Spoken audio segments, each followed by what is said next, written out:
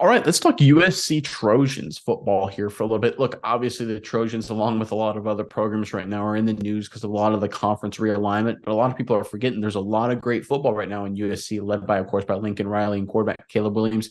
They look ready to be potentially and probably likely a national title contender as we get ready for the 2023 season. But there's one new addition, one new Trojan who is turning heads so far in fall practice that could potentially be a massive playmaker for this football program.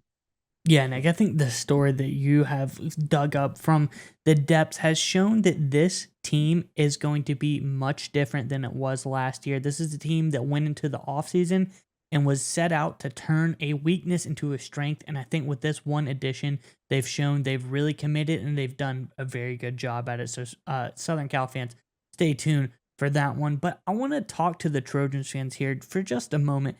The season, we're talking about it, it's coming up. There's a lot of big time games. Probably your last time in the Pac 12 this time around. So there's going to be some games that might be the last time you play these opponents.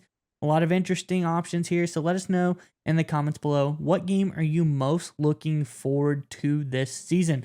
So there's some interesting ones, but let us know in the comments below, what game are you most looking forward to this season?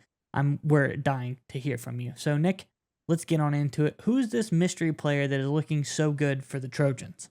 Right. So I feel like at USC, obviously at offense, they're set. They may be the best offense in college football with Lincoln Riley calling the plays and, of course, Williams running the show. They just need a couple more, maybe just one more defensive playmaker.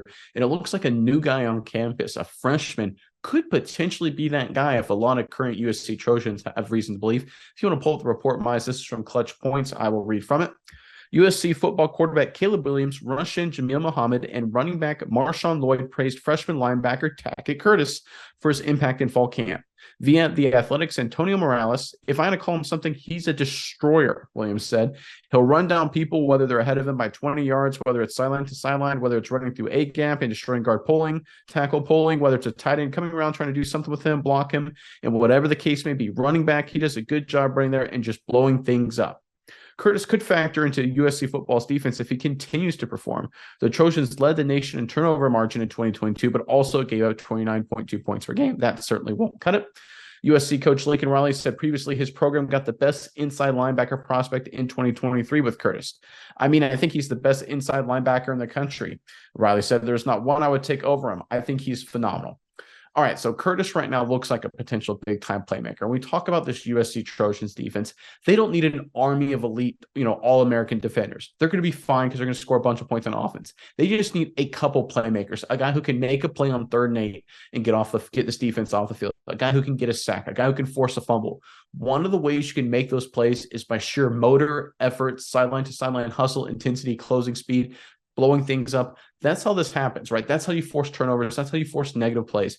It looks like Curtis is doing just that. And I don't know if it'll mean he'll be a day one impact player for USC, but I think at some point this season, this kid from Mini High School, right? Mini High School in Louisiana, not very many people go to Mini High School. 360 people were part of his entire high school class. So small time high school football in Louisiana obviously gets offered, goes to Southern Cal. We see where he's doing already.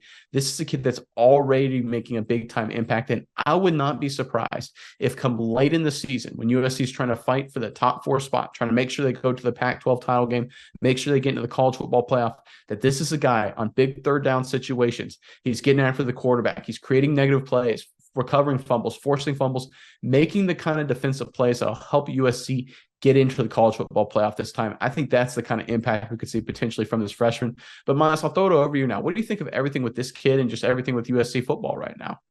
Yeah, Nick, I think the point you brought up of them needing one key playmaker, they don't need a whole legion of boom necessarily to make the plays. They just need one key playmaker. And this guy can be just that. He has elite level speed, played running back, and was a kick returner in high school. He was very accomplished at that as well.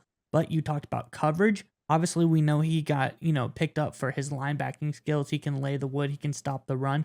This guy also played safety as well, so in high school. So he had coverage skills, multiple Louisiana sports, defensive player of the year awards won.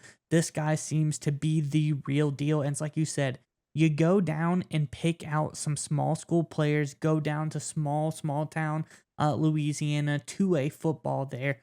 This guy, they pluck him out, get one of the best linebackers potentially in the country, according to Lincoln Riley, to come over to Southern Cal. And this could be the kind of juice, just a little bit, Nick. Because if they turn that 29.2, was it, points per game average for the defense let up, if they turn that into, just 21, they turn that into like 19 points allowed. This offense can easily outscore that any day of the week. Now, 29 every game, there's going to be some tough defenses. That's not going to win you them all. But if you get it down just a little bit, and I think this guy is a key factor here in being able to get it down, this offense can blow past just about anybody. So I love that everybody is talking about this guy.